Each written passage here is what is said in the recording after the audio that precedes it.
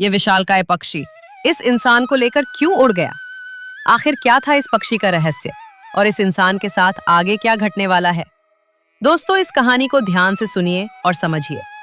लेकिन आगे बढ़ने से पहले आपको बता दें कि पुरानी कथाओं में कहा गया है कि अगर कथा या सीख बीच में छोड़ दी जाए तो वो पाप की श्रेणी में आती है। इसलिए आपसे निवेदन है कि इसे अंत तक पूरा सुने। अगर आपको कहानी पसंद है तो कमेंट में अपना नाम जरूर लिखें और वीडियो को लाइक करके चैनल को सब्सक्राइब कर लें। चलिए शुरू करते हैं आज की मजेदार कहानी। हमारी आज की कहानी मेदिनीपुर से कुछ दूर एक शांत और हरा भरा गांव था, चांदीपुर। इस गांव में मनोज नाम का एक गरीब मगर बेहद मेहनती नौजवान रहता था। भगवान ने उसे धन दौलत तो ज्यादा नहीं दी थी, लेकिन उसके दिल में इतनी दया और प्रेम था कि गांव के बड़े बड़े लोग भी उसकी तारीफ करते नहीं थकते थे। मनोज का संसार बहुत छोटा था। एक छोटा सा मिट्टी का घर, थोड़ी सी जमीन और उसकी छोटी बहन रेशमी। माता पिता के देहांत के बाद मनोज ही रेशमी के लिए सब कुछ था, भाई, पिता और सहारा।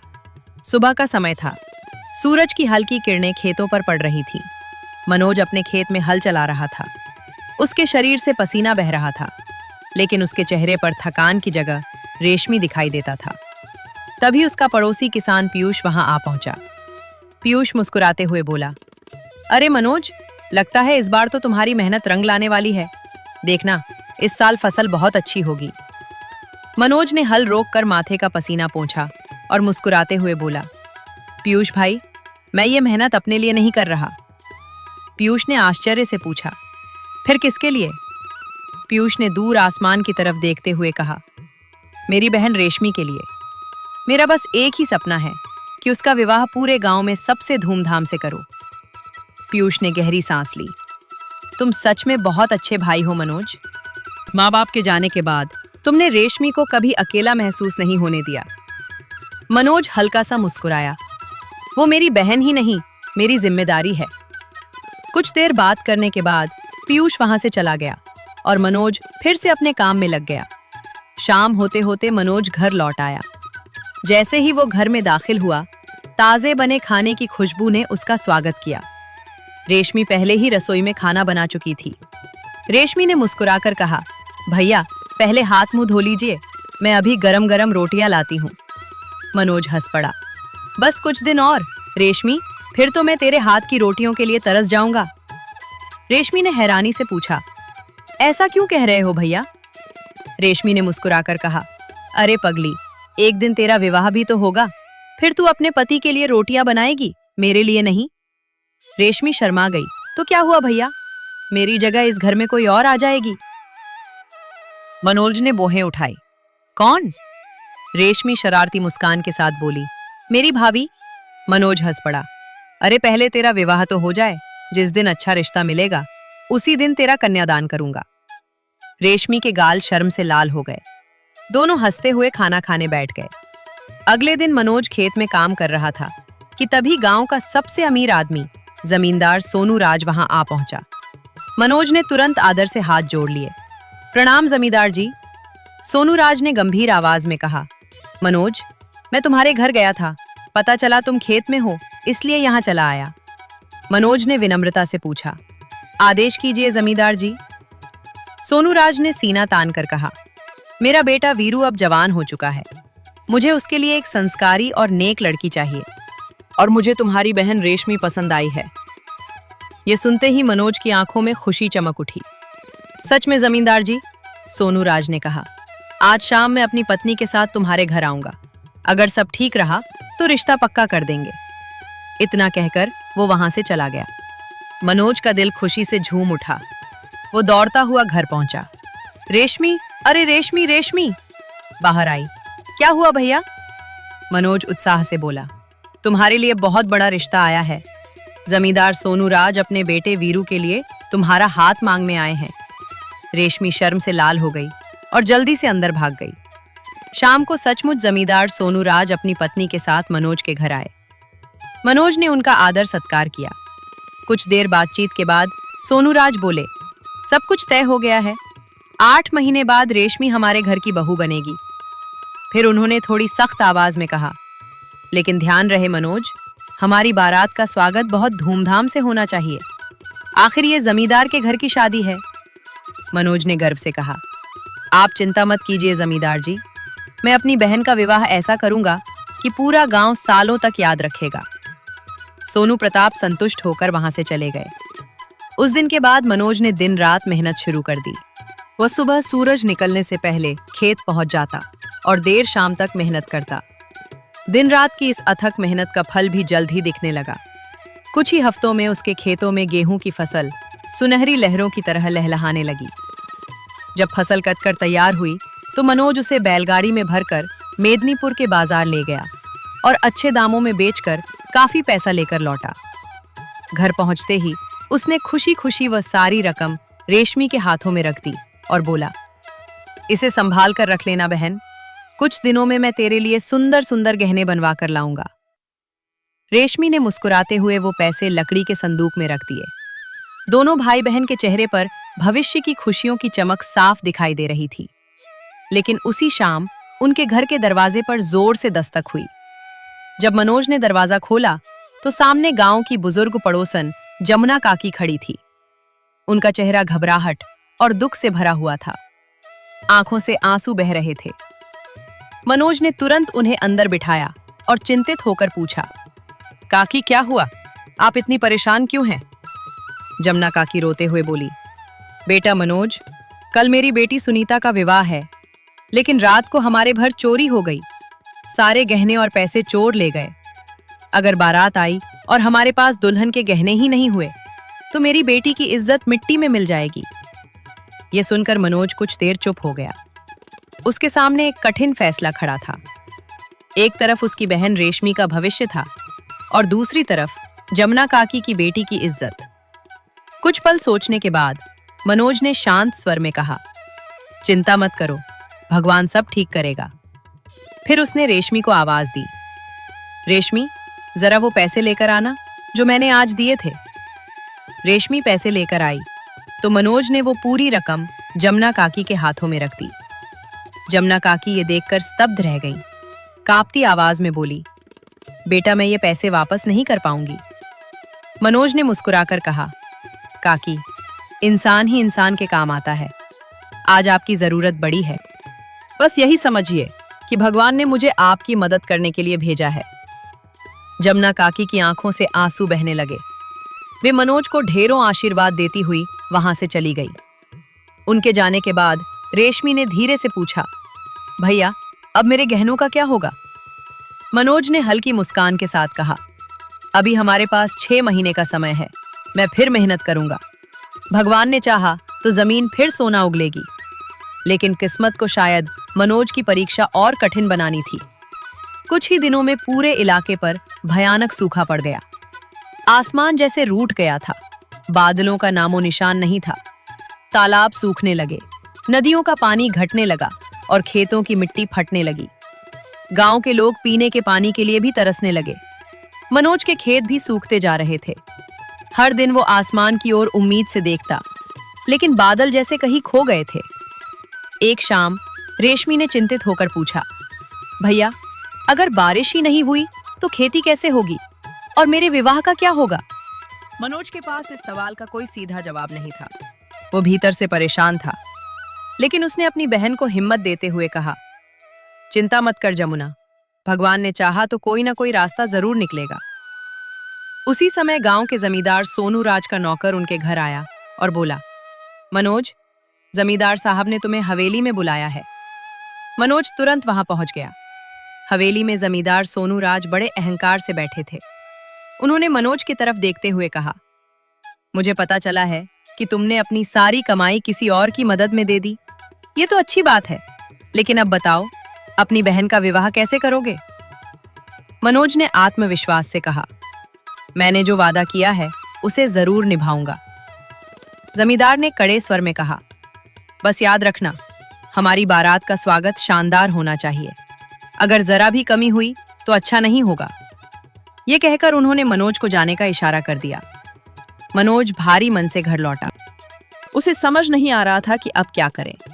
खेत सूख चुके थे और पैसे भी नहीं बचे थे। पूरी रात सोचने के बाद उसके मन में एक विचार आया। उसने तय किया कि वो मेदिनीपुर जाकर व्यापार करेगा। अगले दिन उसने अपनी बची हुई थोड़ी सी रकम और खाने का सामान लिया, बैलगाड़ी तैयार की और जमुना से बोला, मैं मेदिनीपुर जा रहा हूँ, वहां कुछ व्यापार करूंगा। अगर भगवान ने साथ दिया तो तेरे विवाह के लिए पैसे जुटा लूंगा।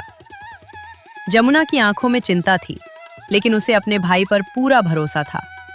उसने भगवान से प्रार्थना की और मनोज को विदा किया। मनोज बैलगाड़ी में बैठकर जंगल के रास्ते मेदिनीपुर की ओर चल पड़ा, लेकिन उसे बिल्कुल अंदाजा नहीं था कि ये सफर उसे एक ऐसी रहस्यमयी और भयावह घटना की ओर ले जा रहा है जो उसकी पूरी जिंदगी बदल देगी। मनोज अपनी बैलगाड़ी लेकर मेदिनीपुर की ओर जा रहा था। रास्ता घने जंगल से होकर गुजरता था। दोपहर ढल चुकी थी और जंगल में अजीब सी खामोशी छाई हुई थी। पेड़ों की ऊंची शाखाएं आसमान को लगभग ढक चुकी थीं और कहीं-कहीं से ही सूरज की किरणें जमीन तक पहुंच रही थी। मनोज के मन में थोड़ी घबराहट जरूर थी। वो मन ही मन भगवान शिव का नाम जपते हुए बैलगाड़ी हाँकता जा रहा था। अचानक तेज हवा का एक भयानक झोंका पूरे जंगल में गूंज उठा। पेड़ों की शाखाएं जोर जोर से हिलने लगी। बैल अचानक रुक गए और घबराकर इधर उधर देखने लगे। मनोज ने हैरानी से आकाश की तरफ देखा। अभी कुछ ही देर पहले मौसम बिल्कुल शांत था, फिर ये तूफानी हवा अचानक कहां से आ गई? तभी आसमान में परों की भयानक फड़फड़ाहट सुनाई दी। अगले ही पल एक विशालकाय काली चील आकाश से नीचे उतरी और बैलगाड़ी के सामने आकर बैठ गई। वो चील इतनी बड़ी थी कि मनोज ने अपनी पूरी जिंदगी में वैसी कभी नहीं देखी थी। उसकी आंखें अंगारों की तरह चमक रही थीं। हे भगवान, ये कैसी चील है? मनोज घबराकर बोला। लेकिन इससे पहले कि वो कुछ समझ पाता, वो विशाल चील झपट्टा मारकर मनोज को अपने पंजों में दबोच चुकी थी। वो बिजली की गति से आसमान में उड़ने लगी। कुछ ही पलों में वो मनोज को एक अजीब और डरावनी घाटी में ले आई और उसे नीचे फेंक दिया। मनोज जमीन पर गिर पड़ा। चील फिर से आसमान में उड़ गई। मनोज ने कांपते हुए चारों तरफ देखा। उसका दिल दहल उठा। घाटी में जगह जगह इंसानों के कंकाल पड़े हुए थे। हे गोपीकांत, ये कैसी जगह है? मनोज के मुंह से निकला। उसे समझते देर नहीं लगी कि उससे पहले भी कई लोगों को यहां लाकर मार दिया गया था। मनोज का दिल तेजी से धड़कने लगा। मुझे यहां से निकलना होगा, उसने खुद से कहा। वो तेजी से भागने लगा। तभी उसकी नजर पास ही एक गुफा पर पड़ी।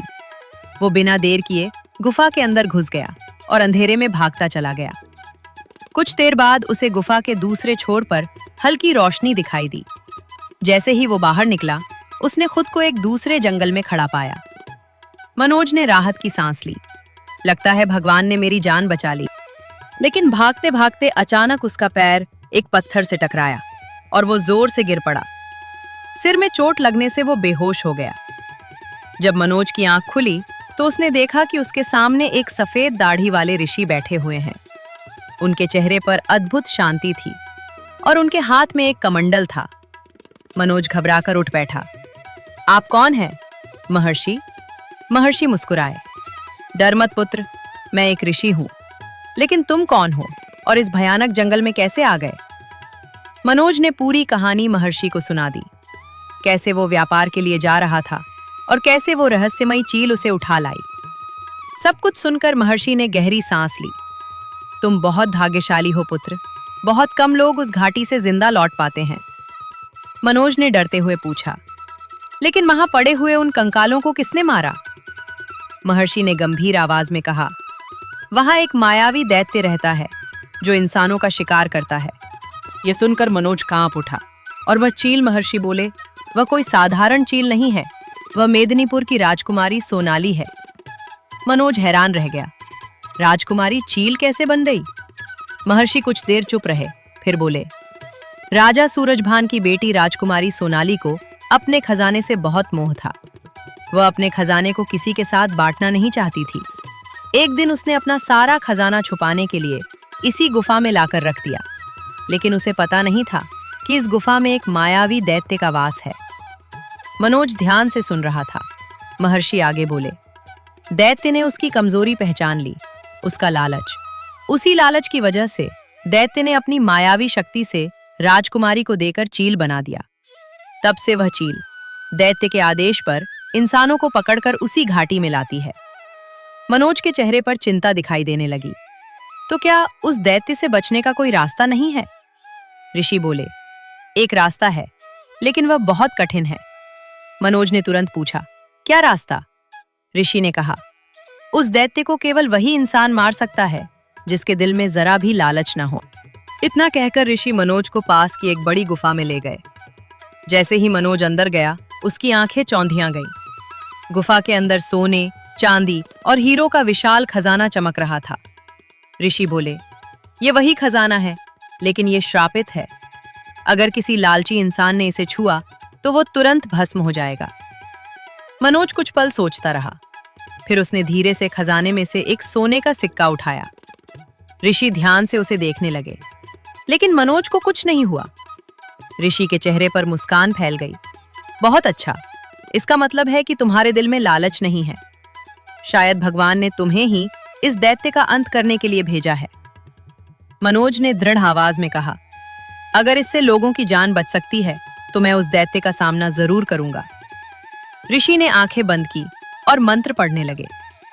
अचानक उनके सामने सोने की चमकती हुई एक दिव्य तलवार प्रकट हो गई। ऋषि ने वह तलवार मनोज को देते हुए कहा, यह दिव्य तलवार उस मायावी दैत्य का अंत कर सकती है। मनोज ने तलवार मजबूती से पकड़ ली, लेकिन उसी समय आसमान में फिर से वही विशाल चील मंडराने लगी और जंगल में एक भयानक गर्जना गूंज उठी। जैसे मायावी राक्षस को भी अब मनोज के आने की खबर मिल चुकी थी। मनोज ने हाथ में चमकती हुई दिव्य तलवार को कसकर पकड़ा और आसमान की ओर देखा।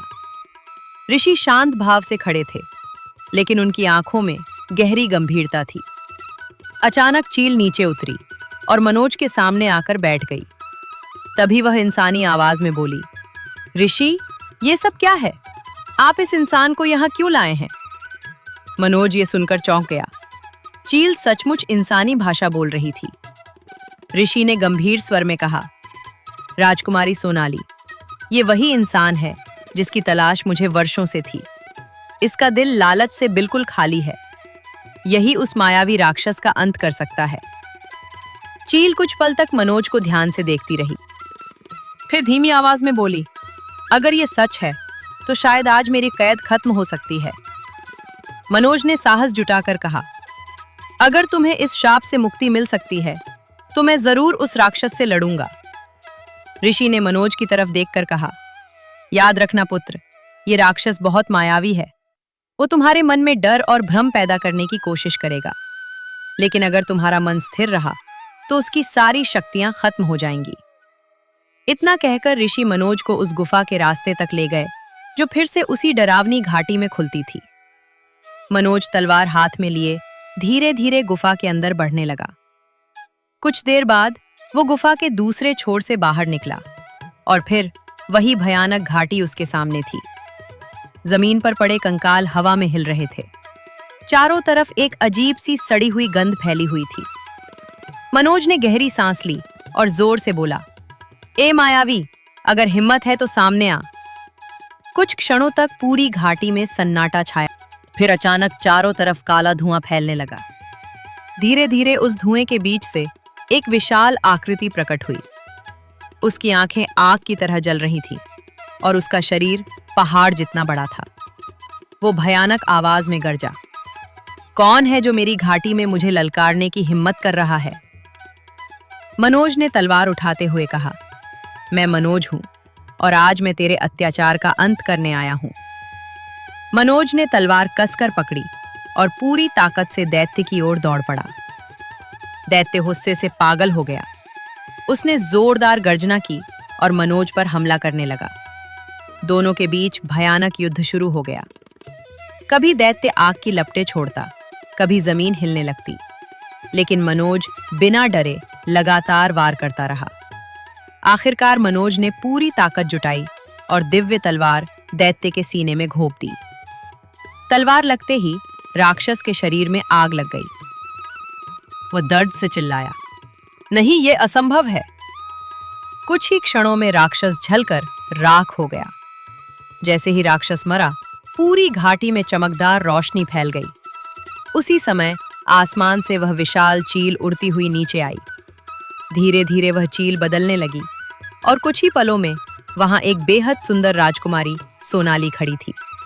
वो आजाद हो चुकी थी। राजकुमारी की आंखों में आंसू थे।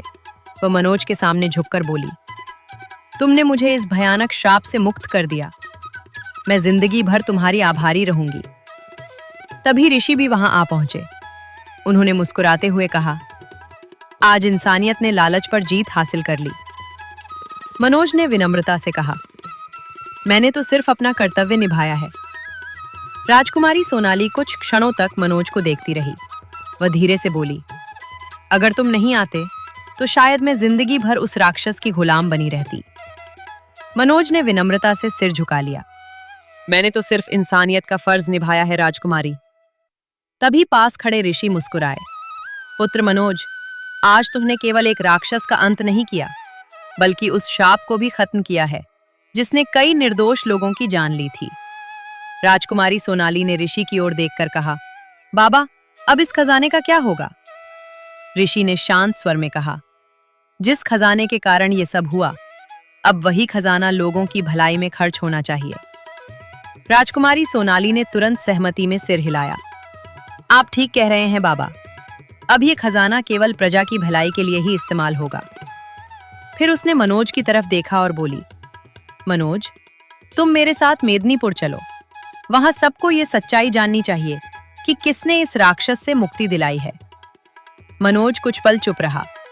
उसे अपनी बहन रेशमी की याद आ गई, जो गांव में उसकी राह देख रही थी। लेकिन आखिरकार उसने सोचा कि पहले ये काम पूरा करना जरूरी है। ठीक है राजकुमारी, मैं आपके साथ चलूंगा। कुछ ही समय बाद सिपाहियों को बुलाया गया और गुफा में पड़ा पूरा खजाना सुरक्षित रूप से मेदिनीपुर के महल में पहुंचा दिया गया। जब राजकुमारी सोनाली महल लौटी तो पूरा राज्य खुशी से झूम उठा। सबको लगा था कि राजकुमारी हमेशा के लिए गायब हो गई है। महल के मुख्यमंत्री सामू दौड़ते हुए आए और बोले, राजकुमारी, आप कहाँ चली गई थी? पूरा राज्य आपके लिए चिंतित था। राजकुमारी ने मुस्कुराते हुए सारी घटना सुना दी। कैसे मायावी राक्षस ने उसे श्राप दिया था और कैसे मनोज ने उसे मुक्त कराया। ये सुनकर मंत्री सामू मनोज की तरफ देखने लगे। उनकी आंखों में सम्मान झलक रहा था। मनोज, तुम सच में बहुत साहसी और नेक इंसान हो। इस राज्य को तुम जैसे लोगों की जरूरत है। राजकुमारी सोनाली ने सिपाहियों को आदेश दिया, गुफा में जो खजाना है उसे तुरंत राज्य के खजाने में जमा कर दिया जाए और उसका उपयोग प्रजा की भलाई के लिए किया जाए।